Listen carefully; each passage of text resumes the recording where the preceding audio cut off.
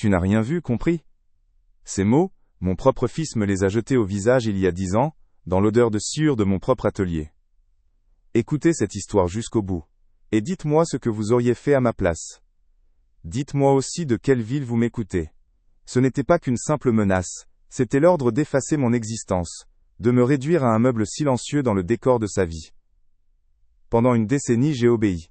J'ai gardé le silence. J'ai tout vu sans rien dire, croyant protéger ce qui restait de ma famille. Mais lorsqu'ils sont revenus, pas pour moi mais pour les murs de cette maison, pour m'arracher mon dernier refuge avec le même mépris, quelque chose s'est brisé pour de bon. Ils pensaient ma mémoire anéantie, mon esprit usé. Ils se trompaient lourdement. Ma mémoire n'était pas morte. Elle attendait. Patiemment. Et elle était parfaite.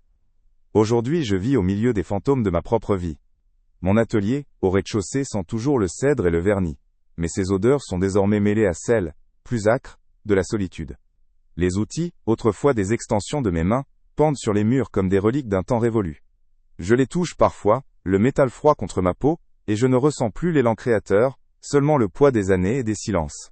La maison est trop grande, trop vide. Chaque craquement du parquet est un écho de mon isolement. Je suis devenu invisible, même à mes propres yeux. Mon reflet dans la vitre du salon me surprend.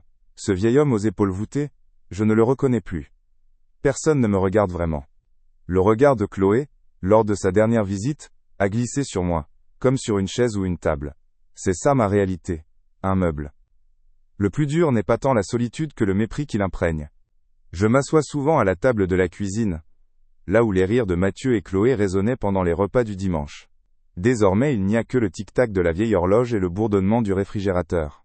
Je revois leurs visages, non pas ceux de l'enfance, mais ceux, durs et déterminés, du jour où ils sont venus avec le notaire. Le ton de Mathieu, cette cruauté calculée pour m'humilier devant un étranger. « Papa, ton avis n'a plus d'importance. » Ces mots tournent en boucle dans mon esprit, plus tranchants que n'importe quelle gouge de mon atelier. Ils ne m'ont pas seulement demandé de signer un papier. Ils m'ont signifié que mon existence, mes sacrifices, tout cela était devenu une note de bas de page dans leur propre histoire. Je ne ressens pas de haine, juste un vide immense. Je me souviens de l'odeur de mon premier atelier. Pas celui-ci, mais un petit garage que je louais, où le parfum du chêne fraîchement coupé se mêlait à mes rêves de jeunesse. J'avais une lettre dans ma poche, une bourse pour étudier à l'école Boulle à Paris, le sommet pour un ébéniste comme moi. Mais la vie, elle, avait d'autres plans. L'atout de ma femme était devenu une ombre persistante dans notre petit appartement, et les médecins avaient prononcé des mots qui coûtaient cher. J'ai regardé la lettre, puis son visage fatigué mais souriant, et la décision s'est prise sans un mot. Le rêve parisien s'est évaporé, remplacé par la nécessité de construire un présent stable, ici, à Lyon. J'ai brûlé la lettre. Ce n'était pas un sacrifice, je me le disais. C'était un choix. C'était le début de ma vie d'homme. Cette maison, je ne l'ai pas construite de mes mains, mais je l'ai nourrie de mon labeur. Chaque meuble qui la peuple est né dans mon atelier, chaque planche polie, portait la promesse d'un foyer chaleureux. Les repas étaient simples, souvent des plats mijotés qui embaumaient la cuisine pendant des heures, mais ils étaient notre rituel. Je rentrais tard, les mains couvertes de poussière de bois et de coupures, mais je prenais toujours le temps de leur préparer le dîner.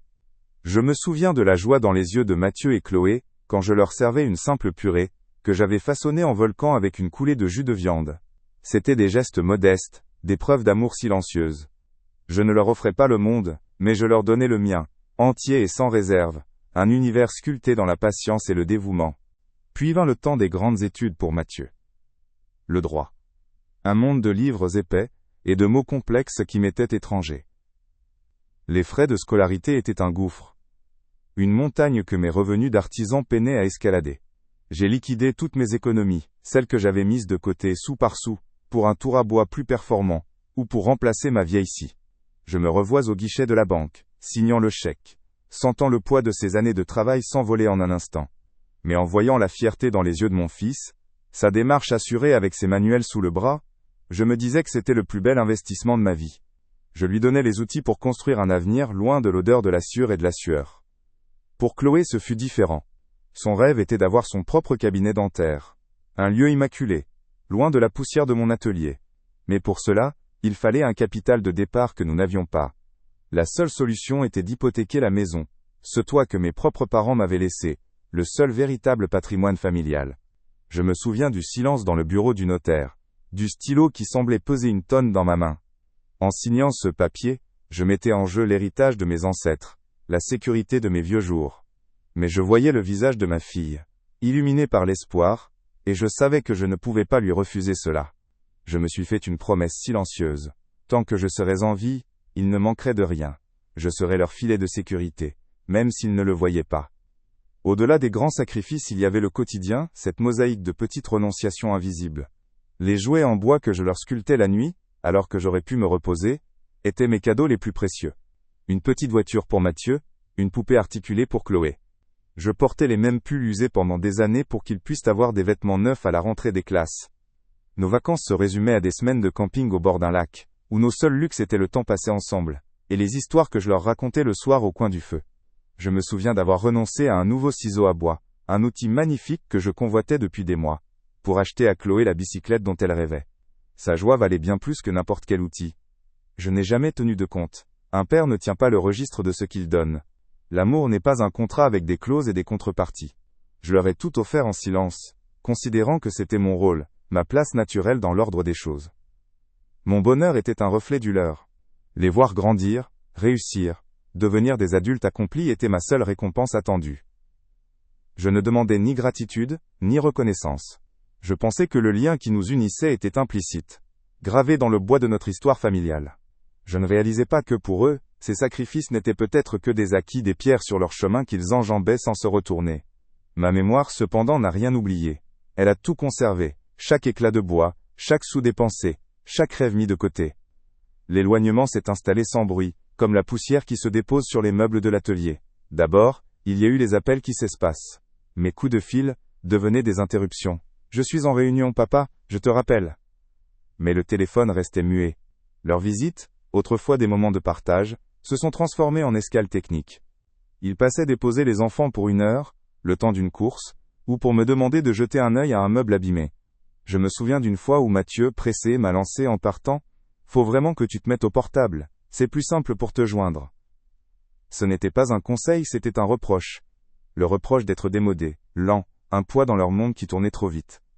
Je n'étais plus un père, mais un service de dépannage. Puis le mépris a pris le relais du silence. Il n'était pas dans les mots, mais dans les gestes, les regards fuyants. Chloé, lors de ces rares passages, ne me voyait plus. Son regard glissait sur moi, comme sur la vieille horloge du salon, un objet familier, mais sans importance.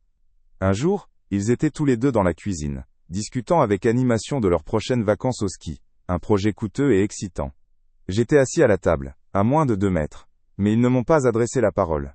Pas une seule fois. Ils ne m'ont pas demandé si l'idée me plaisait, si je voulais voir des photos, si je me souvenais de nos propres hivers. J'étais une ombre à ma propre table. J'ai compris ce jour-là que j'étais exclu de leur avenir, de leur joie. Ma vie était devenue un prologue qu'ils avaient déjà fini de lire. L'humiliation la plus cruelle fut silencieuse. C'était pour mes 70 ans. J'avais passé la journée à attendre, un vague espoir au fond du cœur.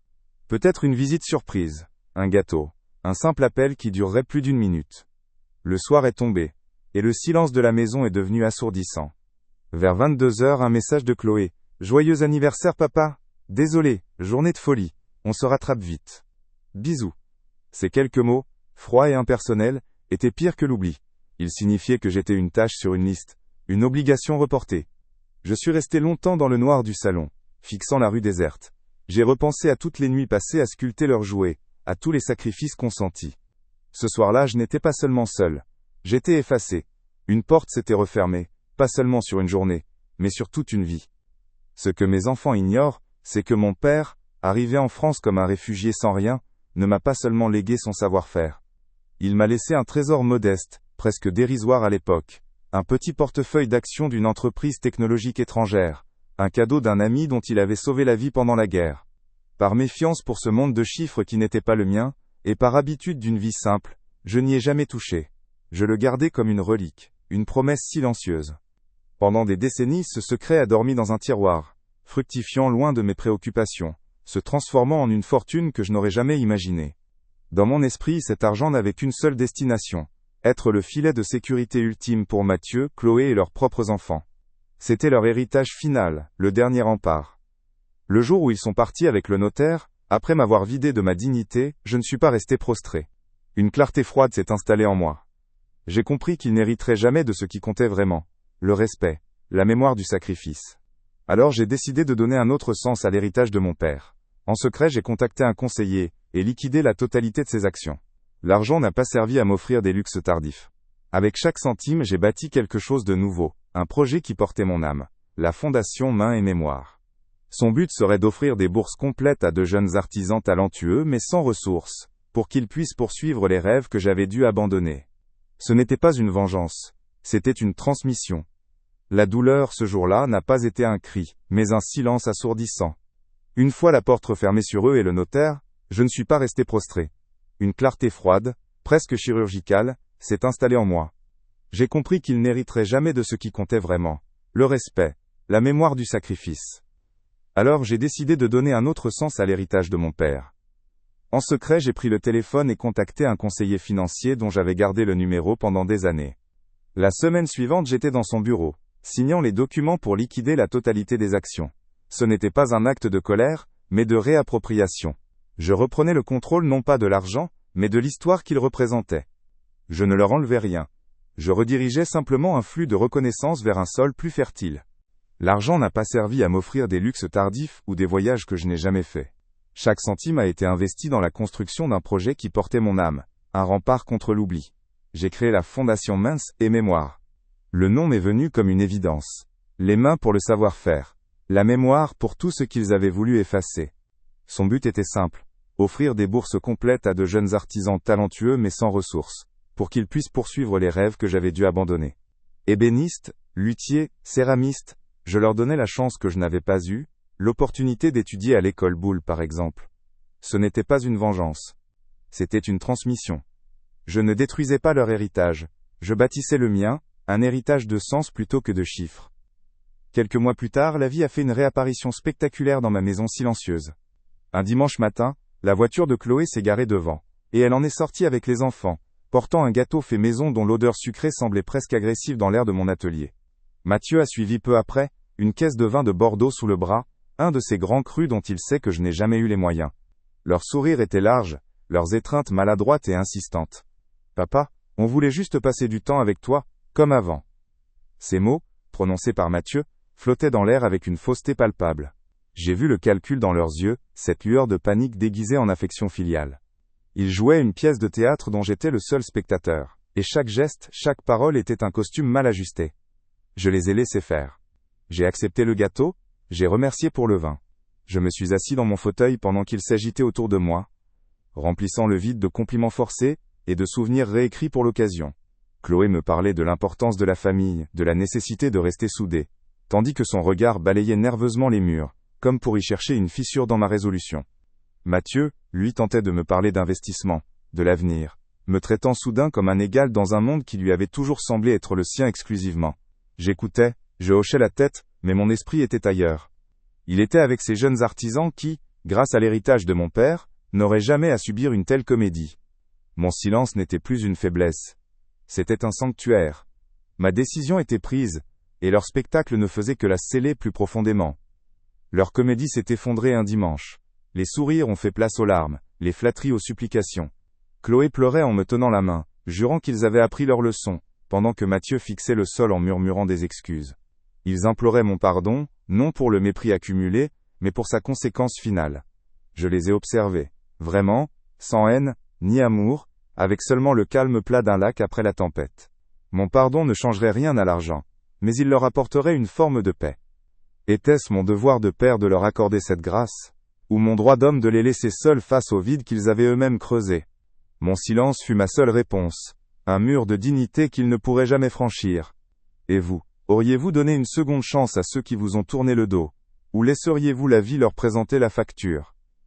Leur comédie s'est finalement effondrée un dimanche après-midi, dans le silence de mon atelier. Les sourires forcés ont laissé place aux larmes, les flatteries maladroites aux supplications brutes. Chloé pleurait en me tenant la main, me jurant qu'ils avaient compris leur erreur, qu'ils regrettaient tout, tandis que Mathieu, le regard fixé au sol, murmurait des excuses confuses. Il n'implorait plus un héritage matériel, mais mon pardon. Il voulait que je leur offre l'absolution, la paix d'esprit que leur conscience leur refusait. Je les ai observés, vraiment, sans haine ni amour, avec seulement le calme plat d'un lac après la tempête. Mon silence fut ma seule réponse, un mur de dignité qu'ils ne pourraient jamais franchir. Mon pardon ne leur rendrait pas l'argent, mais il apaiserait leur âme. Était-ce mon devoir de père de leur accorder cette grâce? Ou mon droit d'homme de les laisser seuls face au vide qu'ils avaient eux-mêmes creusé? Et vous, auriez-vous donné une seconde chance à ceux qui vous ont tourné le dos, ou laisseriez-vous la vie leur présenter la facture?